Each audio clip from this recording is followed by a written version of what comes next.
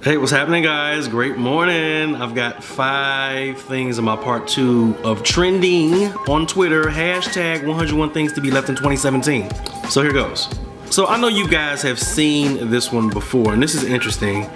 Send this to 10 people to receive blessings. If you ignore, Jesus will punish you. WhatsApp text. And I'm gonna tell you, that ain't just with WhatsApp. And this started long back in the AOL days, AOL line, when it was like,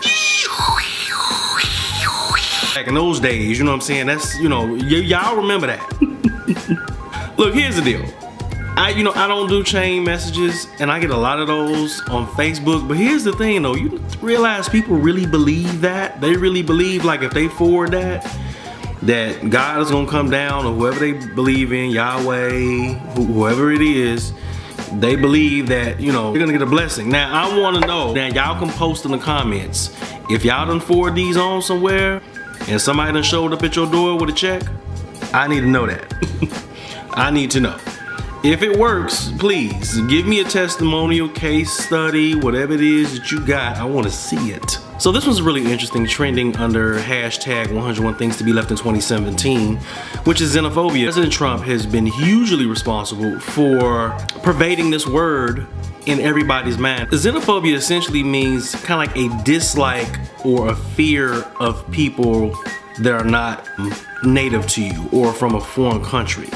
I definitely think we can leave this one behind in 2017 because, I'm not from here. I was brought over here, or at least my ancestors were brought over here. I don't want to get into that whole story. I'm gonna leave it there. But if you are a minority or person of color in this country, I'm pretty sure you can identify with people who don't like you because you don't look like them, or primarily immigrants and people from overseas who are not here, who are trying to get into this country.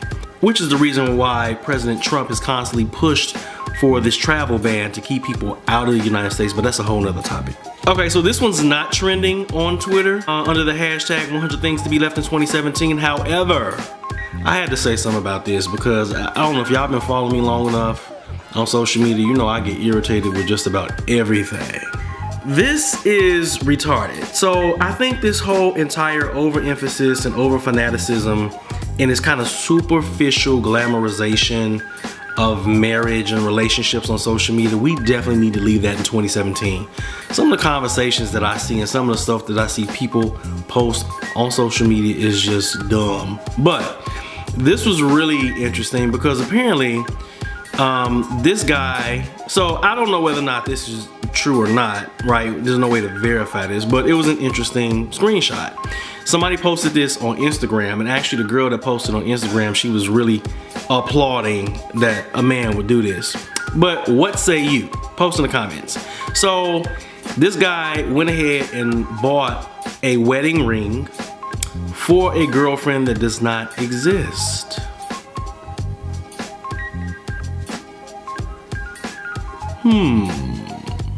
That's interesting.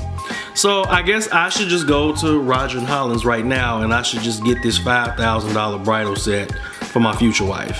I mean, I don't get it. If I'm wrong, let me know. But before some of y'all come and say, Dean, let people be great. Let people be great. Before y'all come and say that, I just want to know, does that make sense? Does that really make sense? Does that make me a man because I go and I buy a ring for a woman that I don't have yet? Enough on that one. Actually, I got some more to say about that one. It's dumb. It's dumb. What do I need to do that for? First of all, why would you do that? And then 2, why would you post it on social media? And then you saying in the screenshot that it's expensive. Like, you trying to tell us you got money because you can go buy a ring for a woman that don't exist? I don't know. Look, I'm in my 30s, late 30s, so I don't know. Wait a minute, I'm not in my late 30s. Take that back. I'm in my 30s. I know that makes me sound old. That's not what I meant to say. That's not what I meant to say. Okay, so this one is trending on Twitter, and I thought this one was pretty interesting. Setting myself on fire to keep the people I care about warm. Look, this one's really interesting, and this is definitely something that we can leave in 2017, but we can be constructive about how we leave it in 2017. I'm all for giving, I'm all for loving people, I'm all for adding value, but there are some people out there that do need you to set yourself on fire to keep them warm. I would give an example of that. My son definitely needs me to set myself on fire to keep him warm until he can essentially keep himself warm on his own. But there are some adults out there that act like children. I know you know who they are. Go ahead and post them in the comments. Post them in the comments.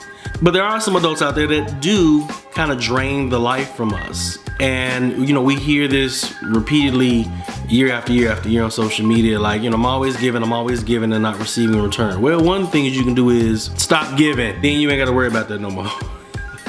Be loving, be empathetic, be giving, but balance it out. Know your limitations. And so finally, this one is also trending under hashtag 101 things to be left in 2017. Dysfunctional relationships kept for the sake of cute pictures that they post on social media. This is really interesting, right? Because guess what? This is happening more often than not, and more often than all of us would like. I'm just being for real. If you know somebody that does this, comment below, please. Put them in the comments so we know who they are, because we need to know who they are. But no, seriously, there's a lot of grandstanding on social media. I don't necessarily like it. You know, this is just my commentary. You don't have to like it, it's just opinions. But if you are just doing stuff for social media so you can be seen, I call it attention whoring. Do you need to stop? If it's stroking your ego and making you feel good, keep doing it. But I just want you to know that we can really see through you. I think everybody really sees through the fakeness, the inauthenticity. We really see it. So, you know, and I'm a big fan of not broadcasting a whole bunch of relationship stuff on social media. A couple of pictures here and there, a couple of posts here and there, but to the extent that you're posting every day and it's really intentional, it almost seems as if you don't have a life without this person. That really says a lot. It's just my opinions. I know somebody gonna come on here and say, Dean, let them be great. Let them be great. Okay, fine, they can be great. I'm simply saying what it look like. If you ask a whole bunch of other people who are in relationships and married couples that I know that have really strong relationships that don't do that ever, I'm just saying. So, alright guys, check out the hashtag on Twitter. This is trending right now. 101 things to be left in 2017. Add your comments of what you think should be left in 2017. I really wish attention whoring would be left in 2017, but unfortunately it's going to expand.